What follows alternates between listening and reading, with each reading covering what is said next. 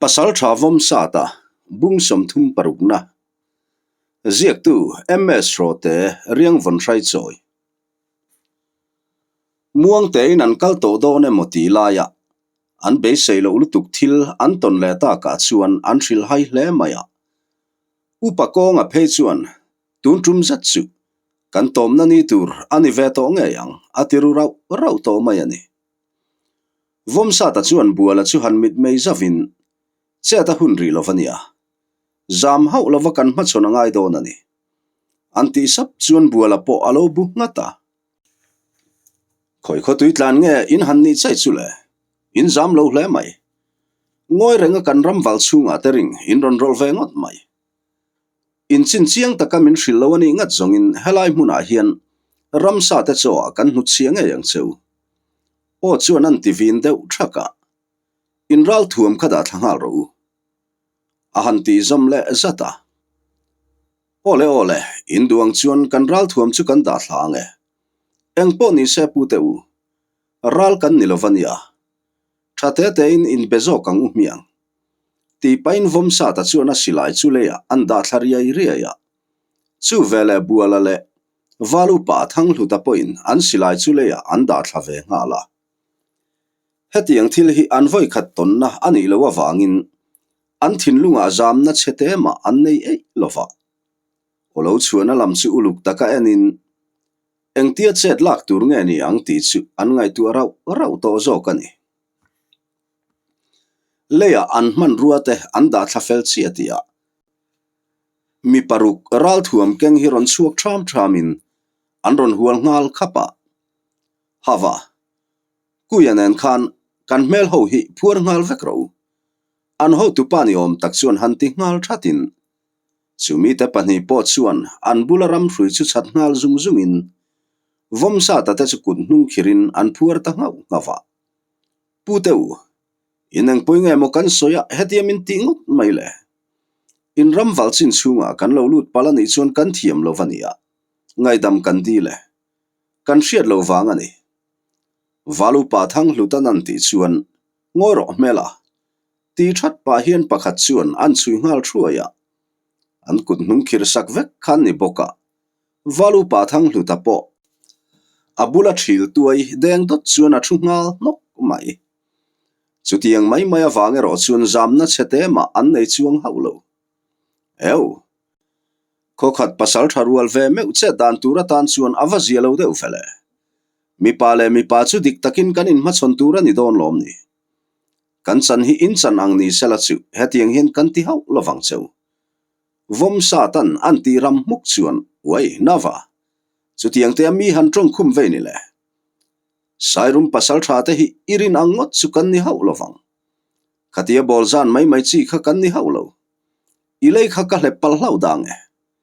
ti pain pasal tha mang luya chuan vom sa ta churum zatamel chung hian an din chil ngal rapa kiai suk pa hian vom sa ta point lo mel let ve ku avin anin mel zui ngar mai chuta upa kuaya chu lo in rol fatin pasal tha teu khongain zangai ram ro khai ral kan nilova in ram chunga hian eng ti tur main kan lo lut lo hon konga kan mang mai chawani e kan lalte chung ko thila theichang bungtlang kan han kaya hetilama kal tur hian loi bual pasal tha sang vungale athian ten min ti awangin kan ron kal mai ania zan khatlek po tap lovin chun pel kan tum mai chawani konga in min kaltir ram ro khai kara zan tam kan ron thang to bok nen in lampo kan ngai tu zo zai to e tin thil omzia an soi chara upakuayan thil omzia a soilaya sang vunga ming an soilan tel zau ta ka chuan sairum pasal tha te chu in mel shekin an ngoi ta wang maya chu vele mang luya chu anau te zinga pani hian han hui sang zavin an han bekbor sara eng tak chu soi ni mo vom sa ta te ho mel zuk pa hian abu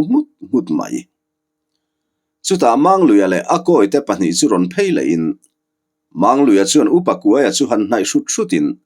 ani puwa khoi kho tui tlan nge in ni hei alan dana chuan theichang bungtlang kai satlia mai chu in va ang si lo ve anti ngut chuan upakua chu han ngoi de wang wangin pasal tha mani nun chan him du lu ata bom ak thu soi du tok leka min ngayam ni china ka soyang kha kanom dan chu ni mai in oilo ani chuan in thu thu le anti le adve sala heu pua ko oilo ti thu ka soyam ni ka zo na che pomin la chang kim hleine ti pa hian mang lu ya chu han kun niam davin upakua ya chu an thing de noka chu vele vom sa ta chu lo in rol vatin du tok ro pasal tha khatiang tar lam hlakal chaw to le ngal chunga kutlek po shelo khopa doi zep khan ka va ve eke bale te min ti elo inga mani ngai chun ke himin ma chon ta che mi pa takin kan soi fel mai tur lani khoi khuale tuinge kan ni chu kan soi khara tul na ka helove ni danga po he tiang hian em ni in ram wal chung dai lu thin tein lo ti thin avalu sei pasal thazi lo deu vele han tivin deu thakin athin rim hle ni ti amit menga chuan hai rual ani lo naw cha hai lo ngoi mai mai te nang ka be hleinem che buena na sa jok chua chui chau et hle mai mo itumang chuan thila kal mel tlat lo ani nui hua pa hian mang luya chuan an tilung lunga athushima heng lai hi loi bul pasal tha rang vungale athian te ngong len naramani reng hlene kha pasal tha bak tha khan ka to te po atisai phanek love ani po chuan kan ramwal chung hi anron dailut fo thin tin achianga engtika emo chuan kan la in tong nge yang lo ngai reng ro sairum ram chung hi ol sam tak chuan in chua san don haulo antivin le deu thaka chuta buala chu han nui lui deu sukin vomsa ta zairal pa chuan ekhai mai thin cheu hian khoi khuale tuinge kan ni chunang ni hriat khera tul na ka helove indu le pial rala chun min thon ulati nia in hriat du chu kan ka tang hian in hre hau lovang in ti tur chu tun ati ngal mai ro zamna tel hau lo hian atile ta sak mai le e i zam lo hle tak mai ka ti mishing poi ni nak lo hi pamang lui hetiang mishing hi dam sen rang chi po ni nak lo hi khoi nge alu hi kan la jok tak teang ti pa hian mang luya koi te zinga pakhat chuan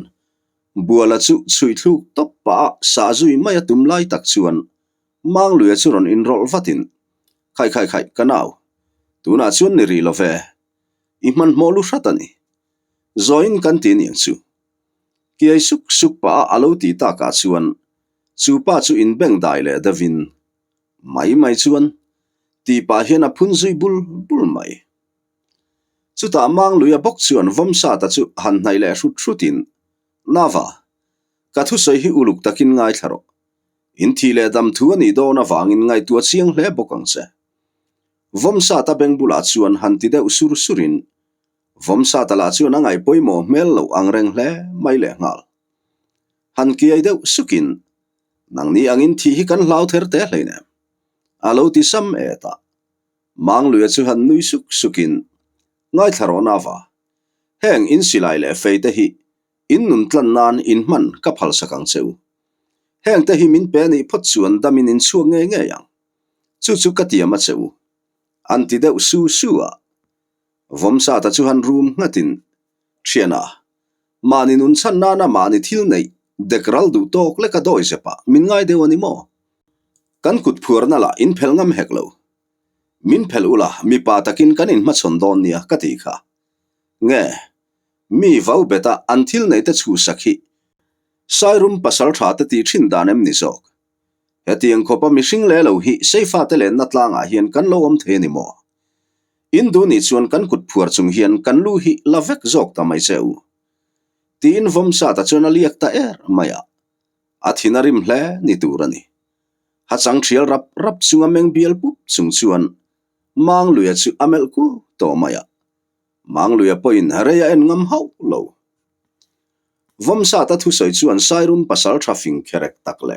duam zet mai ngeng chu achun ni ngai turani a thae naupang chutiang te tong in thlangam ve chule i huai wang nge i at wang ni don thate te ti po aleila zong lira min chan chule ingai ang em chuan sairum walte hi kan ne big lowasin in ngam tak takani chuan in duang chu kan puitlin nge yang naw teu an kut phurna khan phel to he naw phiang sen hi keiman kan ma chhona nge ril dok pur khopa kan soi sak nu asong thil ni phungan man thiam ve to nge yang mang luyan an ti tuar chuan anaw te zinga pakhat chuan rang takin an phurna chu an zai cha sak ngau ngawa khaile naw cha hai ichem phorole ikama cheboka kanin ma chon ngai don ani ti pa hian mang luya chuan a chem pui siam bak hlar mai chu han lek vutin fin kherek chuatuma piang chu lo kap let to pang cheu anaw te mel rul pa hian an ti zom zata vomsa ta po kiai deuh suk pa a chem pui chu han lek vatin hei hi mi padik takte ti dan tur ani reng ani ti sup pa chuan mang luya chu hnai phei ngalin an in din sil taran mai le naw teu mun kha han kian zau de ula he mi singa hi nun dan kan zir ti range an nun na aya an thil nei uizo khani miu maya duan thang sual hle ani ti an hredon khop ti in akuta chil chak phar pa chuan vomsa ta chu ave zui shiu mai chuta naw cha hai lo in ring role ti pa chuan zuang zokin a chem chu an vai ngal popa vomsa ta po rang takalo in her zokin pasal tha itumi hlae khai khan phim khur hret to kiai suk chung hian vomsa ta chuan alo ti zafa mang luyarun lutuk chu rum hut pa hian mai ache naw cha hai ti in chuk zong de ulek hian a chem chu an vai dok le ngal zoka vomsa ta po ache sual teu ther hle mai rang lutuka eu zokin malama chuan alum phei ngal vata mang luya chem vai tlang thapena laklo tlema ke han chep sual zau lai chu vomsa ta chuan a hmu mai hau lo rang lutuka in herlet zokin nalua omlovin kong zon vela a chem chu an vai ngal zoka chem hriam takin ti sa a fu no chak rual chuan sairum pasal tha mang luya chu ek thotin anak nem thler duai atang chuan thisen a chuak ngal tuam mai na vale mai cha chuan ti pa thole mai an tum chu a tho mai thei ta hau lo a chem chuan han in holding in athin rim lutuk chu meng san room chung chuan a room hut to mai puwa phim khur hle ro ka ti chekha vom hranga hian a soi to ti hlotlin lo ani ngai hau lo fania ilu kalak lo na chan tur soi turi nei lo ani ngat zongin ilu hi kalang e yang mang luya chukmel run pa hian vomsa ta chuan anti bung deuh muta chutia vomsa tan vom hranga tia a hming an chalta ka chuan mang luya ko ite chu mu thiang lo mu ang hrimin an meng pharna satamai mang luya me po alem chuang lo anak hliam hup chung chuan ameng deuh ko thei hiala pasal tha huai sen le ro rum rol ralami be thiam tak khoi kho tui tlan nge ani ti chiang taka an hriat si lo a mingero ka vai bel ti tluka an hriat chian si chu a ma chon me khiani ti a chiang ta hle mai a koi te phei chu armu tham thel ang hrimin an ding ngoi le to maya fin kherek chua che thongam re nganom lo chuti rualin mang luya hi duamin mani tang ma hai viu thin ma se sairum pasal tha huai sen kha ani ve miawa until ti a chuan doi o chak chu atum bi khau lo he nawa engmi poni la ka hlau ther te lo che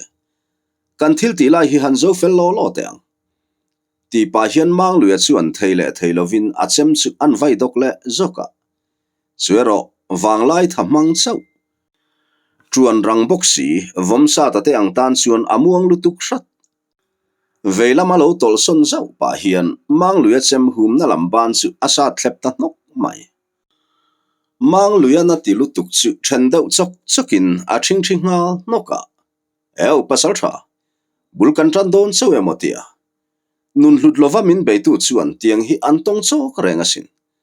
isua luata izin konga top don ta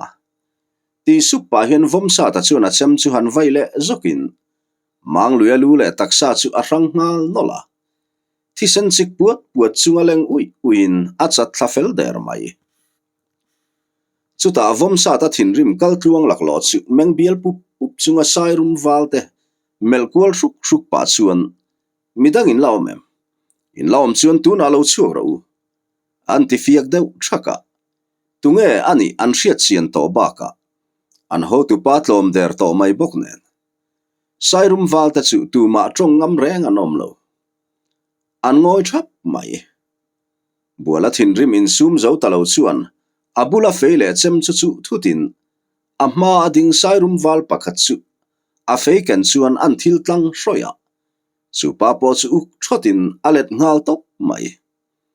chu vele rang taka in siam rem le ngalin abul chia pakhat ding a hlaulu ata wanga in herson lai tak chu an sa zui le chora chu pa po chu abok vele ngal rop mai thiana kan mang thak lolo mai don em niang vom sa ta mel zuk pa anti hul hak chuan upako nga chelo in rol vatin khai pasal tha teu atoke toke ral beitura kal kan ni lo khamo nun na hi a hlua vai khat thin so buta pasal thadik tak chu achenu but ngai lo fe alo ti vat ta ka chuan rum de mutin sairum wal dam la om chunte thi zatamel chung chuan buala chu aphun bul bula chilan chak zui phura midang pathum te ro hlavin an khuru dar to mai chuta walu pa thang hluta chuan ha chang thial deuh rap pa hian nangni po hi pial ral kai ve nga lo in duem in khosak dan hi aten om tak zet ti tharo engamo thila tulna wangin tu tenemo in ramwal chung hi anlaron paltlang fo mai thei chutianga wango takut lo thaka annei lo chu saktum ngot hi thilni phunga ni lo hrim tun chin avoi te khat ma ching to ngai sung cheu du chuan in khuwa ui hum zat lek te chu zan khat thil thuwa me wa pa kan chan tir vek thei ti ro tin nichina in ho tu pan loi bual pasal tha sang vunga le a thian te enga angai lo thu a soi te kha kan thil le lovang ti po hriat vanisu kan thil le ani vai zongin in na salo hle ang ti ro loi bual lalngura pasal tha te hlo om zia hi in hriat ve tho karing anti vin deuh thaka athinarim hle ani ti hriat tak hian atong zong chuan a se chil nak mai renga chuti lain buala chu alunga la oi thei tlat lo sairum wal pathum te chu din chil ren ronin nichina ngam pataka kalutan tum tu pa kha nang hi ni tero ti pa chuan pakhat chu a beng chil chatin an beng throi mai ale chu pa po chu athu nok mai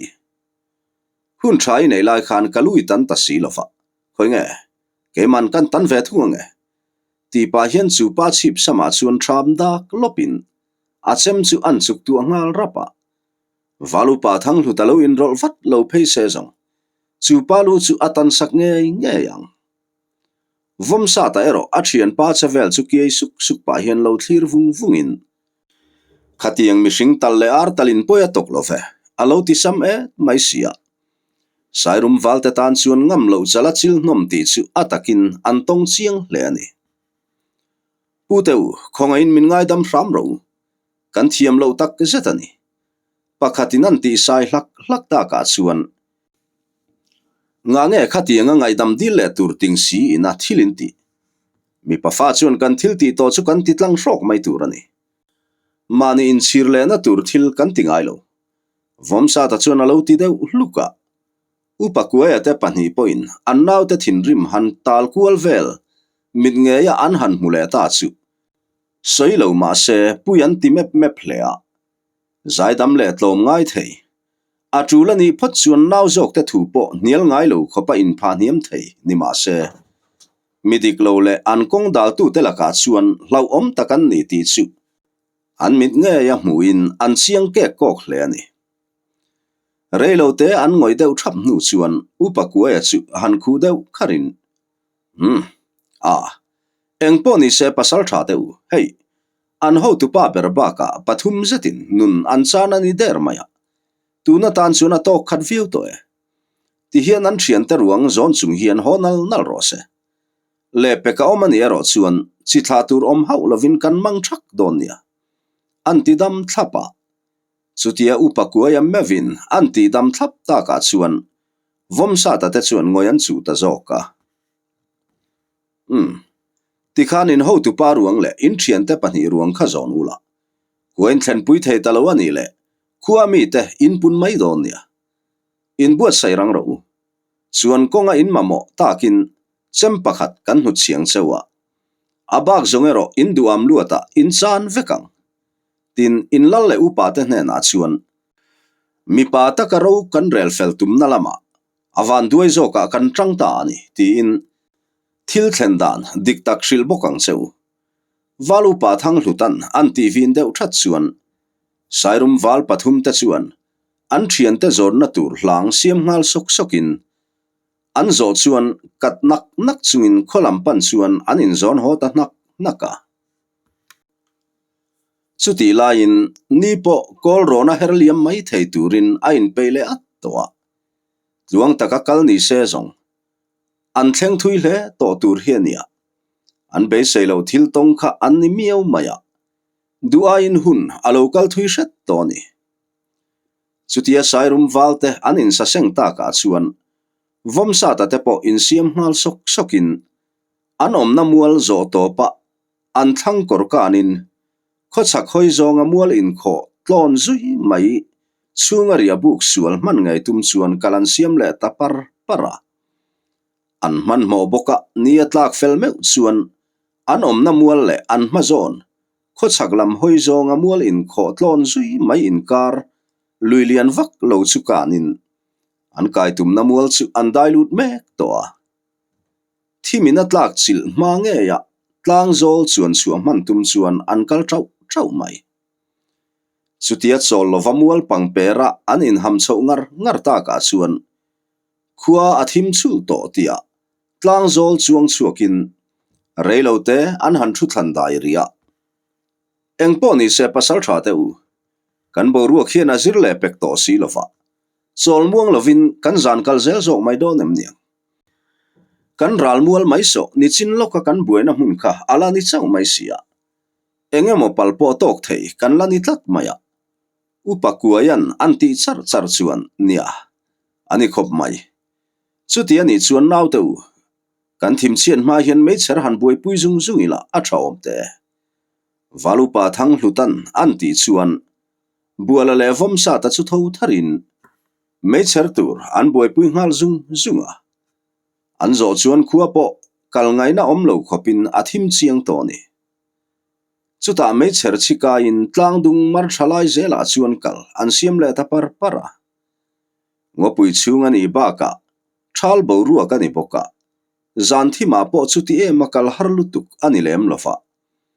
an ho tu te pani po an kal thei hle ani chuti lai mekin sairum lal le upa te chu an thu hriat chuan a thong hle a an pasal tha mang luele a koi teram chuak nun na hial chana lo ho ta chu khotlang po an ral khel hle maya tlang au ngal lo lavin mi paral kai the chin to phot chu lau tuala chua khom tur tin a au lo mai damaron ho pathum te la in an mani be tu te chu khoi khomi le sange an ni la an soi chiang thei hlek lo mai boxi an mani be tu te zinga an pasal tha pakhatero an hriat photo thin vom shranga ani ti an chiang hle ang loya chutiang te ani wang chuan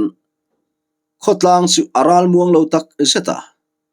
thinrim hachang thiala in ro saklam ai ma in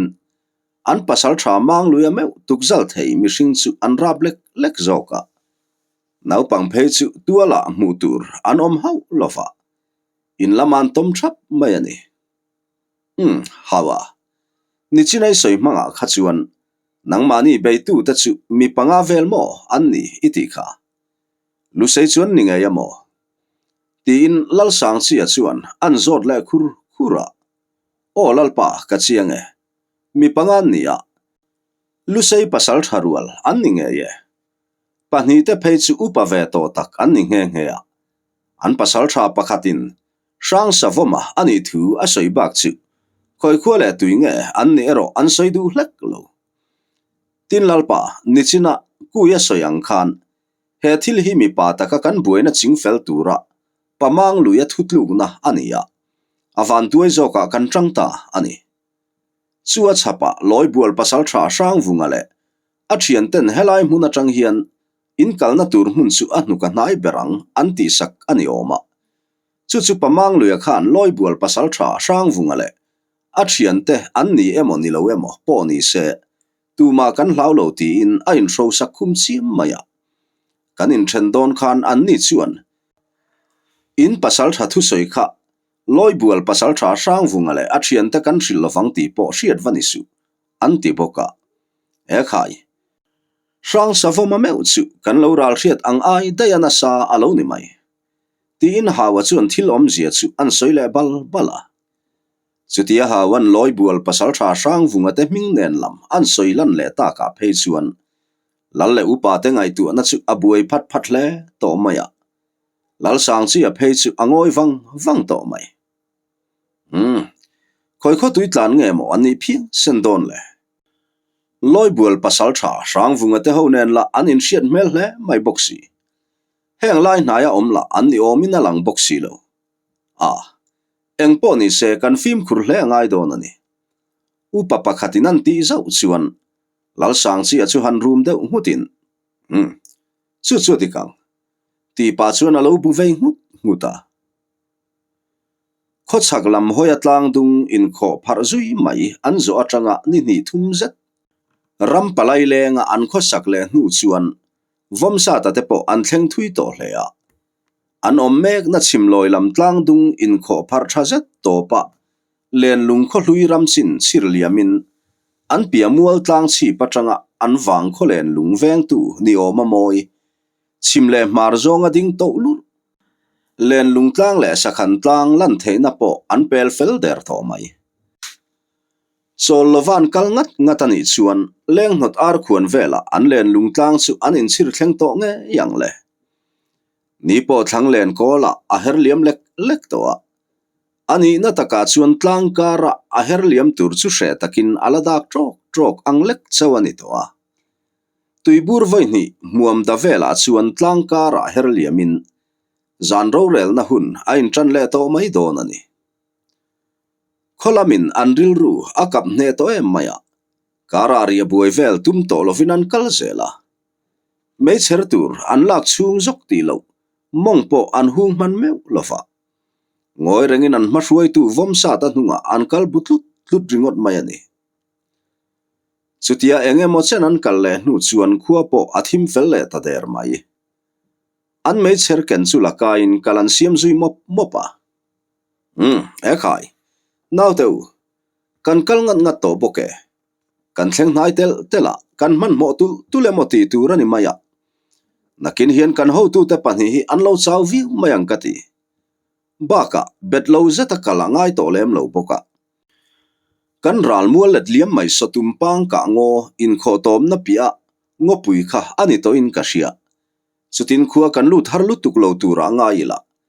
helai mun rem lai a hian vaibel zuk ta siam pain mong kan han hung lok don em niang valu pa thang lutan anti hluai ta ka chuan nia reilo te chu han choli la mole aui zon ang vutakal mai zong a chau thla ke mai sang savom khoilai em mun rem chang dewa khan mong kan hung zok don ani chu min hnuk chau zo don bualar chuan alo ti ve luka vomsa ta chu han ki ai sukin helaya hian chol mai ang o ti pa chuan in her vutin tlai zong kung heng pa hian mong an hung hal sata upakua te ho point mong hun sat pa hian vaibel an beng zui mola enge mo chen chulai muna an chol hnu chuan muang marin kalan siam le ta an mei cher chit lai ral deuh rai khopa an kal le meu chuan tumpang ka ngo chhir liamin hui pui mual ram chung an dai lut ta der mai khua kan thleng don ruai to mai kati hei hui pui mual kan thleng ta der mai kapakoi valu pa thang hluta chuan han ti hluain ani hi heta tang chuan kho thleng ang deuh tholom kan ni to le mei chertel khat po kan man sen to don lo hi so solai kan pia mai so kumma salama fe kong peng mai kha ani to lom ni konga upakua chuan anti zom zata ani lom ni kan pia deuh so emmoni zok te katia ke hi tun ma kang talo rio mai ka thil hriat reng na po hi a thalo ta deuh nge ni don thil hi ka hriat pol nuai reng to maya kumlam kan lo bi tam ve ta deuh ani ange upa konga chuan alo ti nang nanga oi lo tur chu saisu mi rew rewin an hre dange dar to ni pa te ho nen khan kum khat chuak vek kan ni kha kapa khan nang le konga le chuna hi chu lai zoni pa samak ka kuma piang in nia kum khat chuak vekin ni ka thei ngil thei hau lo ka chiang khom mai ti in min hrila lom le chuti lo upat tak thut na tur thu vom su hrisel la i hrisel thanaro tlang chunanu po zantin ila ti hlim pe ni lom ni thil hi ingai ven lo ve thin hrim boka upakuayan anti hluk chuan upakonga soi mai tur hrelo chuan alu thak lo pui hi anua pa hian chutiang lam po chu ni chuang lo thil te chu ngai ven ve tho ti in ariat noi vel tamai maya vomsa ta te ho po han in mel zau zavin nui chuak ngam chia si lo hian an kal uk thut mai chuti la in len lungwal rual te po an ma enge lo thleng don ti an hriat mi lo awangin sebo nu a se kong khar le ai chuan ti in zantin ral veng an lain chok zak renga hemi zan po hi vom aya sai tluanga than luna hangale lengale van rowa te ho ral ven zan ania an fim khur hle ani ti hriat takhian thom po an chu hau lo leng not ar khuan hun vel ani to biak po in belovan thu thap lai chuan an thang rihnim konzol chowa mecher ronde chho zau chuan buta chu vele sai tluanga chu han room ngatin wai thian teu zanin chu mi khual kan nei don ta ni mele heti ani chuan film khur taka kan lo ma chon angai don ani amai ro chu an mel kan mu ma lo tu man thal thalo tur rang takin insem dar ngal sang ang o vomai le than luna tuna kan om na thang kong chak lama kuan om sela hanga le lenga kong thang lama anom ve thunganga kele van rova helai anron chuana tur kong kama takhian kan lo om ve thungang anti sar chuan insem dar ngal sangin anom na tur lam threwa an liam ngal thapa an mi mu te lo thlen hun nga kin anom ta thap mai tu ma zam mel pu reng anom lova zama hne kin an phur hle zo ke moti turin an zazak to mai ani nitaman thang nuwa harsanna enge mopal tlanga dam taka an wang khua han loi lut le mai tur din muna an din ta ka chuan vomsa ta te ho po an phur ve hle ni turani biak po in belem lova maniril ru komel mel chungin an kalbutlut hloma an phur tlang hle to ni chutiangoi renga an kalbuk tlut lai chuan hriat lo karin lui pui peng konzol po an thleng ta der mai zanin hian ral veng an om lo emani don an vare ang reng ve ti ril ruk rau pa avom satan meicher ek khon thak atum lai tak chuan abul loka khu de ukhar thoma wang chuan a meicher ken lek vut pa hian a thom hriat na lam chu amel ngal chata kuvom nang ni la ni reng chawin ti pa hian sai tluang ale van ro chu an om na tang chuan an ron chuak ngala sai tluang nang nin ni mo vomsa ta chuan alo ti ve luta ne zanin hi kan ral ven zan ania kulaya in meicher ronde chho zau kha kan muwa engmi nge in ni ti hre hek lo i tlang lian ho in ni takin ti thua kan lo in ral ring thapani hi nui var pa hian sai tluanga chuan anti sam eta naw teu in ti tha hle mai in om mai lo ti chiang buala chuan alo ti ve luta naw te ho ral veng chu an om mai lo ani ti vomsa ta na hriat chuan soitlor du lo ma se alom hle ni ti hai rual lo hian kiai suk paina bu mut mai kubual in ron tluang mo kara enge mo thil te in tong le lo mo dam taka kan in mule ta chu alom om hle mai rin ai taka in thang rei phian ta ka chuan lalle upa te ba ka zolbuk lama po kan soisek to chewania sai tluanga nan ti chuan eheu chutielo avazielo thine rin ai in thei chang bung chu alo hlaper mayalom le buena phe chu kan tok lutuk lem lo fe tin buala chuan a chang liam ve maya chuti rualin an thil kena tang chuan engemaw tak ton chu an nei ti sai tluanga chuan a hai hau lo chutian in biak mek lai chuan thlanglam atang hian hangale lenga po an ron chuak ve chia vomai le thanluna po ron chuak chho ve ngalin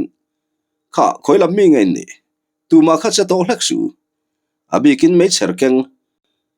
tram tur chuak lim hlol ang maya ria thi thei kha cha to su vomai an ron ti lu lung chuan thanluna nui zalu tuk chu duldom me vina dir ngal ngat maya buala te ho po vomsa ta mel thap pa hian an dir tlek mai alu thaklo pui hi nuwa pa ki ai suk chungin vomsa ta chu hanle hoi vutin vomek local mai te soitur la hi ba trozon hian i zonga emo hi ipu chuak pe nek mai le ngal anti hluka vomsa ta soitur shelo lutuk chu upa konga le upa kuaya lo ma tla in kongkal chave ti lo chuan an phu dun huk mai eng po ni senal teu kan kalsan ri photang cheu valu pa thang hlutan anti tak hluta chuan nia taka in chau to don baka in tram view to turania lo han ho to sai tluanga chuan alo ti pui thu ve khuka nie sai tluang vomai kan kalange phim khurna kha hlau hlek suang cheu eng tiklai po in ral ho te hi local thei rang an ni ti hriaula in ngai tuana kha mang thiamula eng mi po len lung khomi le sa ni lo laka chuan phim khur molang cheu thu tak deuh zo ka vom sa tan anti ve bul chuan sai tluanga te ho po an lo bu ngata an fiam thu hlut nakara an u vom sa ta thu sei chuan omzia ani ti sai tluanga le vom aya chuan thra thiamin engemaw tak ton an nei ti chu hril kher ngai lovin an fia kuar mai ani kan kalange ti hlut pa hian vomsa ta chu kalvutin buala te ho poin an zui ve ngala karlova kot chualung do thleng chovin vaibel zuk siam pa chuan mongan hung le ria ekhai zin kong bum bo tak chu vani engemaw chang kha chuan kan len lungtlang hi dama kan kirle karing to lo rum thin khania kuanu zangai na wang chavin damin kan thleng le ta kan hun ton zong te khangai tu chuan ran pui tala thlahual na tham hi lani mai vaibel paktal tal chung hian upa ko nga chuan anti wanga ani khom mai te ro thiana kan hun ton kha angai om lo khop mai kan pasal tha te wang liu hetia dam sen lol thei kan lani zia achiang etaka eng poni se kho chung kan lutika mani in lampan mai lovin lalin lama kan la koi tlang don nia emo po soi ho tur kan nei hi mo tin upa kuaya chuan alo tui ni veluama vomsa ta te hoero eng soi lovin vaibel paktual tual chung chuan an ho tu te pahni ti chu an ngai thakhiawa an thu soi chu dik an tiang reng hle ani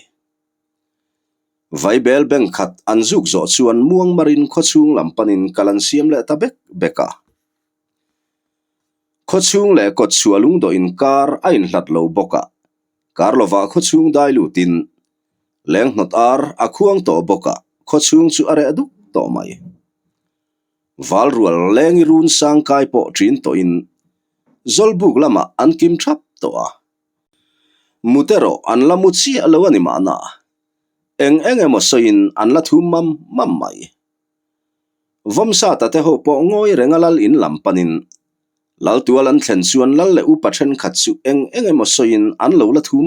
bala chuta upa kuaya chuan han thian deuh kharin khai lalpa in lameng mo ti in an thom masate te a chu lal dar khu matan chuan hriat lo ru lani lo meilum hnung puk ar pa vaibel paktal talai laldar khu ma chu tho hluain eheu upa kuaya oningat mai ti hlut pa chuan lameng te renge lo lu thuai to phur mel zat hian an ti lava chuta lu ka pui chu han ri deuh rak rakin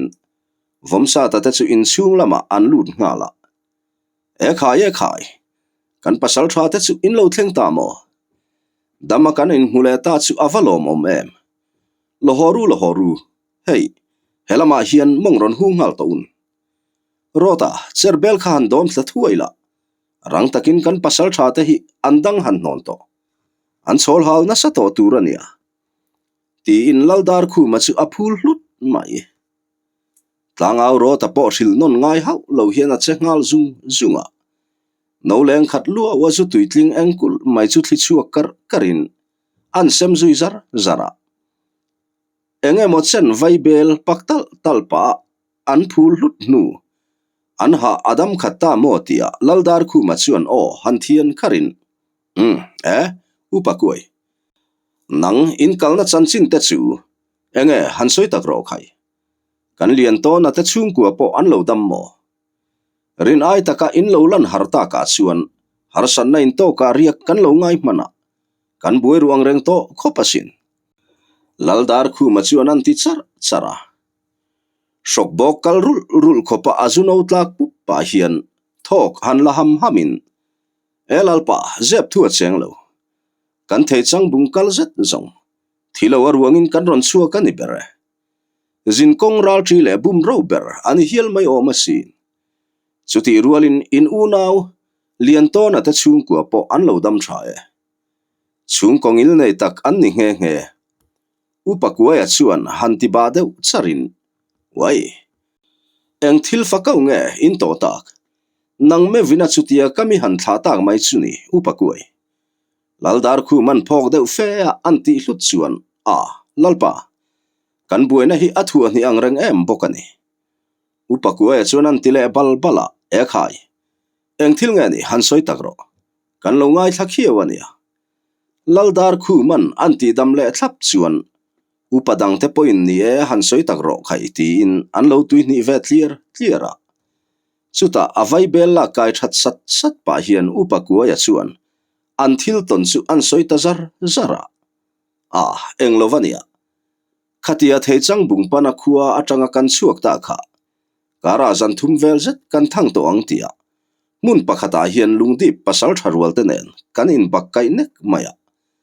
van ne siamin ading changzoka kan tang ta hlava tin theichang bunga tanga kan ron chuale nu tuirial lui kan ma si hian mun pakhata ria buk sualaria kan tum lea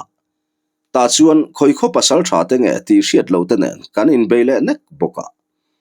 anni holaka po ading changzoka kan tang le ta thova nilamero an pasal tha hovin mi panga zetin nunan chan thunga ti chuan tui rial lui kanin kan ron kal zela ser lui kam kan ron zo chhole ngata enge mo chen nuwa sairum khoram walchin kan ron dailu ta buena tok lovin kan chhun peldo ne moti lain an ram walchin kan sirliam trap to tia an pasal tharual tenen kan in tong le ta tlat maya kami tum phei kha chuan dama kan ron chua hi karing to hau lo achan chu kan kut nunglama min phuar saklat mai sia kan lula ka min vaukhur khurreng mai bok nen abeidon thak hle ani amai ro chu kan pasal tha te finero an chel lo hlea kan kut phuar na phelin chamsen nen anin beita an ho tu pa ber pasal tha vom satan nau pang chechai taka an chai meu chuan pialral akai der maya kan himlelani hi kan pasal tha te wang liu him damaron suak thei chau kan ni pialrala fai saring nun trom pui tura inron kai ve hun nga ka kan om lo na chu zung chal chen lek chawani e ti na thu soi mor chu an bok felta patong mang thiam ti taka an thil ton belle pai om map lova upakuayan an soi tak mai zong huwa talak tur nge ngai nom ti tak chunga ngoi bo pui tur ti po hriat lo khop hian lalle upadang te chuan ka hoin an ngai thadau dau maya ama upakuayan khati china khan tok ri ro se an ti le hlut ta ka chuan lalle upadang te chuan sillem khulin ngai tuana an mang chan vedon chavani e khai chu tiang em chuan ani mo in thei chang bungkal chu in buai mai ni damain ron kir le thei chu khuanu zangai na liu ani chu eng po ni se hun hi hankal hleksela lungdip le sairum khuata po chu nundan hanril hlak anchak hle tak mai khati upathang kula chuan han ti bung deuh ngatin ke po chu kangai dan si ani an lo ti ve clear a eng po ni se lalpa kan thu danga lai chuan upakua soyang khan min be tu te man ruwa hi khom thei ang kan ron khoma hei silai fung ni le muzuk fei paruk baka chem kan ron khom tel boka heng te hi eng tia han ti chi nge moni don ti hiani kuta om phot mai sela nakin beng tharangai tu thath le a kan ti mai don em niang valu pa thang hlutan alo ti ve khau ta ka chuan kha ni don takelal pa upakong a chuan alo ti ve luta zanin tuta han rel fel mai chi po ni mel chi alo boka he thil hi chu ti hian ka kuta omri mai se a tha mai lom ni nakin hun thola ngai tu thata ti ta zo kila afu mayangem laldar khu man alo ti ta ka chuan chu tluka tha chu a om lo veti in an lo buk chil ngata ani chuan lalpa hei pulian tonan kan udar khu mata chung ku chu kan mo nei na aron lang thailo ma se hei tal hilo me vero setin voksarep min thona ti pa hian valu pa thang hluta chuan akol zala tang chuan a voksarep a chu an tham chuang ngawa vomsa tale buala point an voksarep a chu an kol zala tang chuan an tham chuak ve boka khai kan lian to na thin takhi chu o hei chen rama te voksarep in thon ngai amoni le hei atam le mai le ngal pasal tha teu in va ha don em o eng po ni se hetiang zat atam lutu kan hi ti hian kan in sem tlang thewang laldar khu manan ti chuan khai nila lo velal pa in ta tura in navin hlate khuwa atanga athon liu chawani hi upakua ya chuan alo ti vata upakuai chutin kan tingai lo in hon ve ngai turani laldar khu man ati tak tlata chuan vomsa ta te ho point nial du talovin voi khat me han tur tok vel theu chu an lak sak ta hloma chutia emo soya anti nek chung chuan zan po alo rei lam ta zan lai ar akuan thliai ta ka chuan vomsa ta te ho po mani in lam thewa ho turin lal in chu an chua san tari a chun zom zel tur